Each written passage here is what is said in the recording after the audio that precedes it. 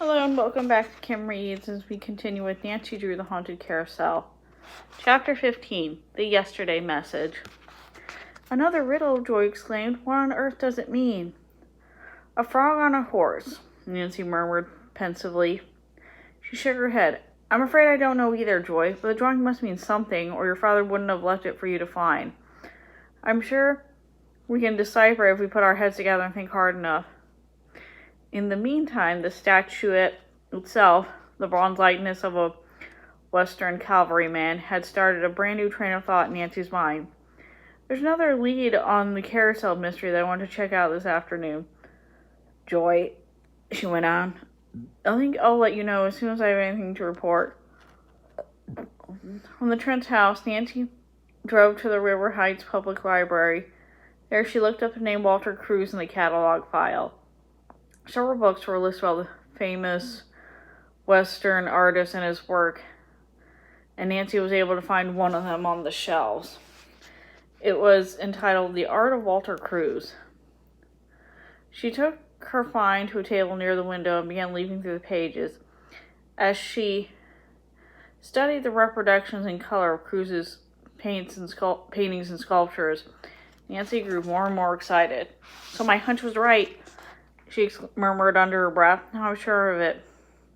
After returning the book to its place on the shelf, Nancy went to the pay telephone in the library's front lobby and called the director of the River Heights Art Museum, who was an old friend. They spoke for several minutes. Then she hung up and called reporter Rick Jason at the News.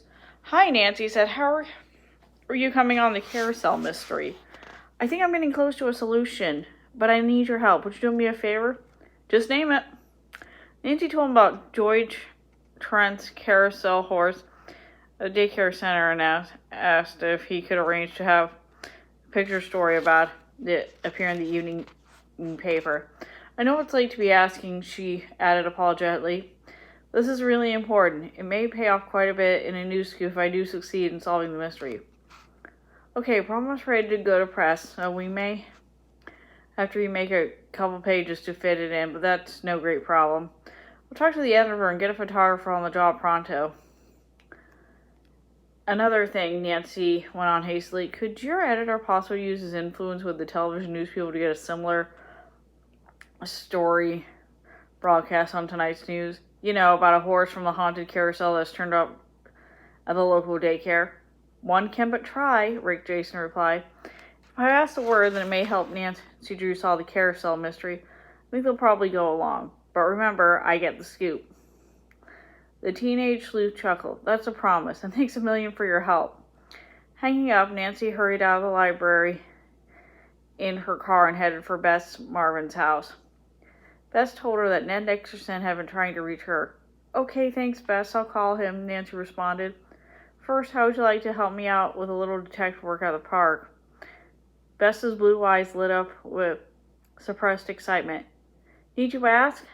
Well, provided it's not too dangerous. Nancy dimpled. Don't worry, no more crook chases. At least not if I can help it. She explained hastily what she had in mind.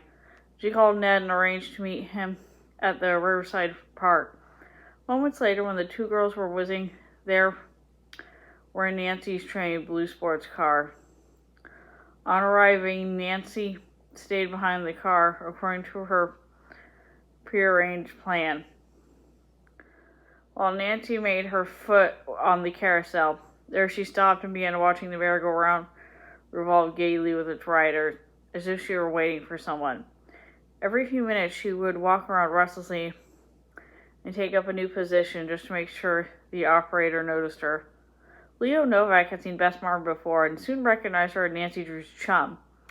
Waiting for your friend? He asked presently. Yes, for Nancy Drew. Bess pretended to be in a chatty mood and began boasting about Nancy's many successes as a sleuth. Incidentally, I guess you won't have to worry any more about your carousel being haunted. Oh, no? Novak tilted an eyebrow. How come? Well, this is off the record, you understand, but Nancy told me she found a hobby horse at the River Heights Daycare Center, which originally came off your Wonderland Gallop. Is that so? One of Mr. Ogden's old carousel horses, huh? Novak's expression took on a shrewd frown as he added, "What's that got to do with the haunting, though?" Beth shrugged her plump shoulders. "Search me, but that's what Nancy told me. I believe she thinks that whoever was playing such a prank on you was really searching for that horse. And now that it's turned out the prank won't be necessary anymore. There's no more haunting, she says, that will prove her theory's correct." Novak grunted in a way that sounded as if he was not convinced. "Sounds pretty far out to me." Several minutes later, Nancy came walking through the merry-go-round to join Bess. On seeing Nancy, the carrier officer said, "Your girlfriend's been telling me you figure out why my carousel plays at night." Nancy smiled politely. "Well, let's just say I have a theory about it." She also claims there won't be any more of this spooky business. "Only if my theory is right." Leo Novak continued to ply Nancy with questions, obviously fishing for information, but she fended them off with a few teasing remarks. Then Nancy turned to her chum. "Come on, Bess, it's past 5. We better get to the car." As the two girls walked off, Nancy stared after them with an irritated look of frustration. Ned Nicholson was waiting beside Nancy's blue sports car when she and Bess reached the parking lot. "Still hard at work on the mystery trail?" Nancy grinned back at her boyfriend. "Just testing a theory, you might say. Care to come on an errand with me?" "Sure, whereabouts?" "The Regent Hotel, but I promised Bess I'd drive her home first." Ned followed the girls in his own car. Then, after going to her own house and parking in the driveway, Nancy slid beside him. On their way to the hotel, she related the strange way to which the mysterious woman, Mrs. Rose Harrod, had sent Iris to Joy Trent. "I want to let her know that Joy Trent tends to get in touch with her," Nancy ended. The Regent Hotel, though rather small and old-fashioned in its decor, was one of those exclusive hotels in River Heights. Nancy first tried to call Mrs. Harrod's room on one of the house phones in the lobby, but no one answered, so she sought help from the desk clerk. "Would you happen to know by any chance where Mrs. Harrod has gone or how soon she will be back?" "I couldn't say, miss, but let me check her room slot." The clerk turned to the honeycomb of numbered cubbyholes behind the marble-topped counter. "Well, her room key's there, so she's evidently out somewhere. Let's see what the note says." He glanced at the slip of paper that he pulled out of the 922 cubbyhole. That's odd," he murmured, and handed it to Nancy.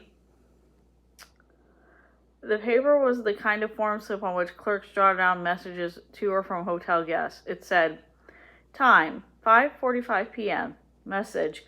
If Nancy Drew or Joy Trent phones or comes to the hotel, please tell them that I have to go out to the airport. We'll be back shortly. Mrs. Harrod." Nancy looked up and saw the puzzled expression on the desk clerk's face. "Is something wrong?" "I'm not sure." He scratched his head uncertainly and turned to glance up at the wall clock overhead. "It's now going on 6, and I've been on duty for the past few hours, but I know I didn't write that message, so it must have been left in the slot yesterday." Nancy caught her breath anxiously. "Then, you mean Mrs. Harrod's been missing for the past 24 hours? And that's the end of that chapter. See you later.